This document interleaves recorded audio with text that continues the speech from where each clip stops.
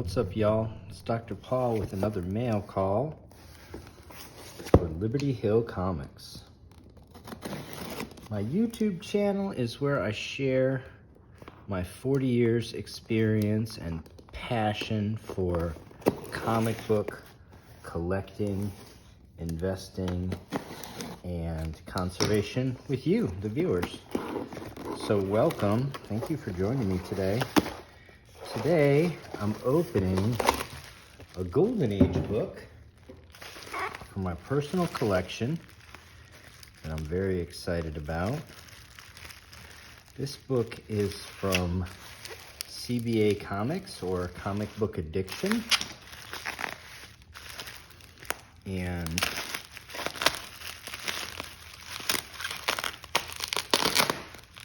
I want to do a special shout out to them. They are consummate professionals and know how to pack a book and ship a book, so I have no doubt that this book arrived safely, or if it didn't, it was through no fault of theirs. It's been a little while since I've been able to add a book to my collection of All Star Comics, so I'm looking forward to sharing this with you. And the folks at CBA even put this in the box to help me build drama. They're awesome. Just make sure there's nothing in here that's gonna, there we go.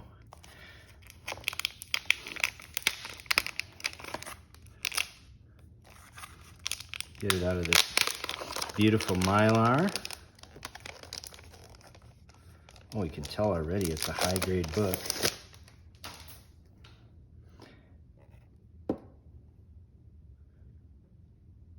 Wow. That's a stunner. Holy smokes. Can you see this? How is that a 7.5? That looks better than some 8s I own.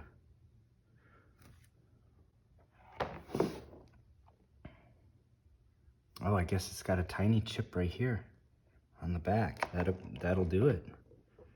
See that right there? From the front, this book looks just about flawless. Wow. What a beautiful, look at the intense colors, the bright, vibrant inks on this cover. This is really something. Thanks for joining me today. I appreciate everybody being here, especially those that take the time to like, comment on the video, subscribe to the channel. Thank you all. I really appreciate it. I'm here to create some sense of community and to share my passion with everybody. So much appreciated. Well, as I like to say, what is it and why do we care? This is All Star Comics number 54 in CGC 7.5 with cream to off-white pages. It's the August-September 1950 issue. So this is later Golden Age, post-war. Comic books have been standardized down to 52 pages. Dimensionally, they're just a little bit smaller than they were in the early period. It features a fun, colorful Art Peddy cover. It's written by John Broome with interior art by Giacoia and Art Peddy.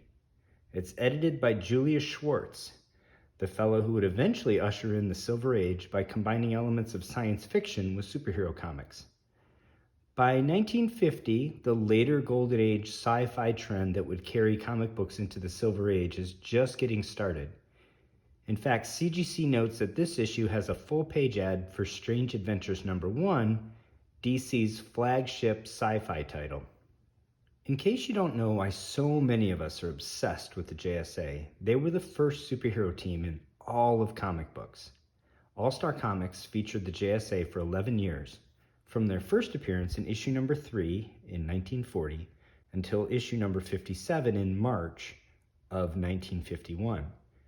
And it has several big key issues in addition to the first appearance of the JSA, including the first female superheroine in all of comics, which is Hawkgirl in issue number 5, the first time Batman and Superman meet in issue number 7, the Mega Key, the first appearance of Wonder Woman in issue number 8, too bad she's not on the cover.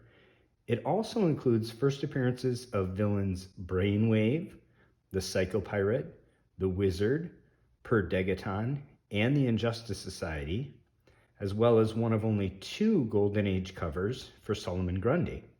All Star Comics is one of the most important and influential of Golden Age comic book series, and for good reason. It's my favorite Golden Age title, and one of my life goals is to complete the Golden Age run in mid to high grade. Issue number 54 here is near the end of the Golden Age run. There are only 3 more issues before the title is canceled, or relaunched as All-Star Western, depending on how you want to think about it.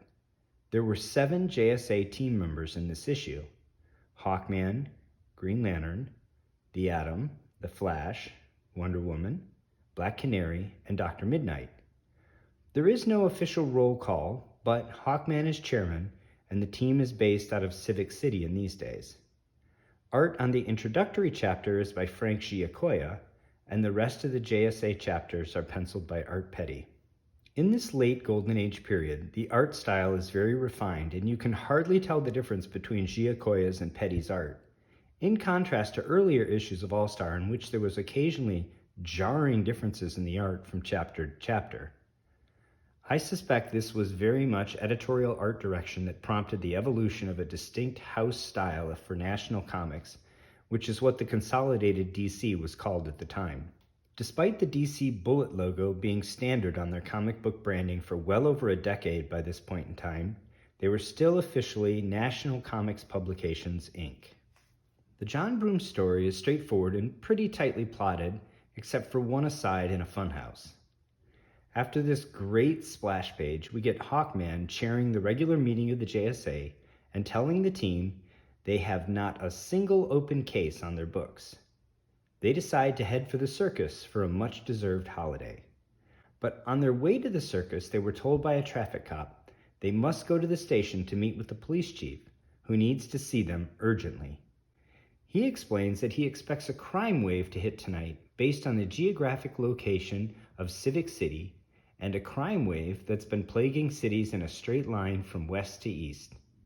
They agree to help, and upon leaving the station realize the cities hit with the crime wave were in fact all the cities the circus had just visited, and that the crimes corresponded even to the exact weeks the circus was in town, so decide to investigate the circus anyway. Once there, they meet with the circus owner, Mr. Alamand, who assures them, although he's aware of the terrible coincidence of the crime wave corresponding to the circus coming to town, the criminals can't possibly be affiliated with the circus because, based on some newspaper clippings he's collected, the crimes always occur at 9 p.m., right in the middle of the big top performance when his entire crew is accounted for. The team think this is just a little too tidy of an alibi, but can't dispute it, and so take a tour of the circus, in which we are introduced to the different performers: the giant, the tightrope walker, the daredevil cyclist, and the animal tamer. Lastly, the team meets Mr. Meccano, the human computer, who has a photographic memory and is compelled to answer any question answered him.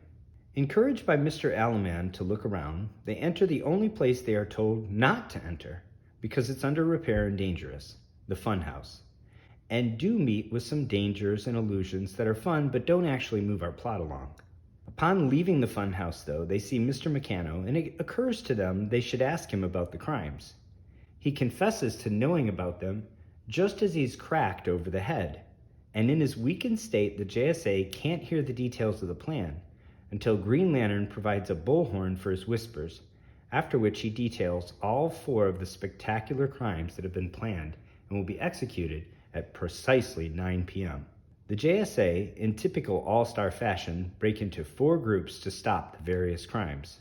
Chapter 2 covers Hawkman thwarting the tightrope walker Felix the Great in his attempt to steal a $500,000 painting from a cruise liner. Upon foiling the crime, Hawkman drops Felix off at the police station before checking in with Black Canary at the circus, who shows him Felix on the high wire. Next, the Atom and the Flash team up to foil a jewelry robbery at the opening of the opera by none other then Frederick the Animal Tamer. Upon dropping him off with the police, they too return to the circus to check in with Black Canary and are again shocked to see Frederick in the center ring. Chapter 3 opens with Wonder Woman and Dr. Midnight stopping the motorcyclist stuntman Demon Dan from stealing a coin collection on display at the Civic City Natural History Museum. Upon dropping Demon Dan off at the police station and returning to the circus, they too are amazed to see Demon Dan performing. Lastly, Green Lantern stops the circus giant Goliath from stealing a priceless Harmonimac, drops him off in police custody, and returns to the circus only to see Goliath performing. The JSA are convinced the circus performers must have escaped from prison and move to recapture the fugitives in the middle of the evening performance under the big top, when Mr. Alaman challenges them to perform for the crowd, which they can't refuse. This distraction allows the circus performers to make good their escape by sedan with a fake police escort of Daring Dan's motorcycle crew. Unfortunately, they forgot to put the correct Civic City tags on their sedan, and so were spotted by Hawkman, and after a quick battle, were brought to justice.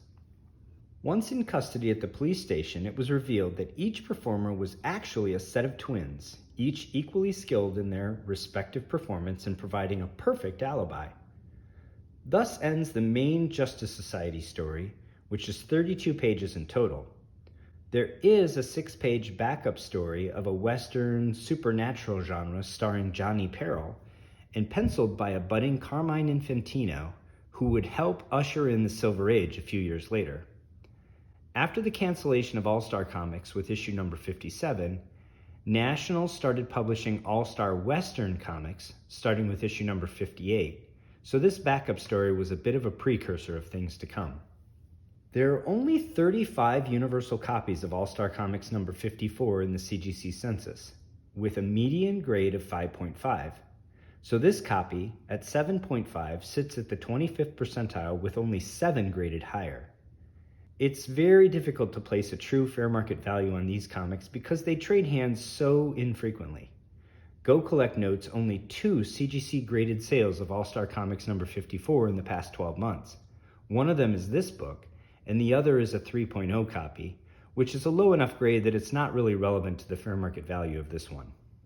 This book is obviously for my personal All Star collection, and I'm not looking to sell it anytime soon, but I still want to be very well bought in my collection because getting a good deal on a super rare Golden Age book is a big part of the fun for me. As I've discussed before, you typically need to pay market prices to acquire books like this with CGC Census counts under 40. If I were trying to bargain hunt these books, it's just not realistic to believe I could complete a full run of All Star in my lifetime. My target on these non-key books is to acquire them for about $1,200 to $1,500 plus shipping and taxes in the 7.5 to 8.0 range. I paid $1,199.99 plus shipping and taxes on this book from Comic Book Addiction, or CBA Comics, which I think is a fair price given the scarcity of the book and the fact that the cream to off-white pages are a little less desirable than off-white to white or white pages. With that in mind, I'm really thrilled to add another high-grade copy of All Star Comics at a price that I thought was very fair, given that this book is at the 25th percentile in the census, and there are fewer than 40 in the census and only 7 graded higher. So shout out to CBA Comics. I'll definitely be purchasing more books from them again in the future. I hope you enjoyed this video on this Golden Age All-Star comic featuring the JSA. I'll be looking to add as many more reasonably priced mid to high grade All-Star comics to my personal collection toward my goal of completing the original run. Stay tuned for one more All-Star unboxing coming soon, after which I think I'll do a video showing off my collection so far. If you enjoyed this video, please hit the like button and subscribe to the channel. Let me know in the comments below what your collecting goals are. And until next time, happy hunting and take care of one another.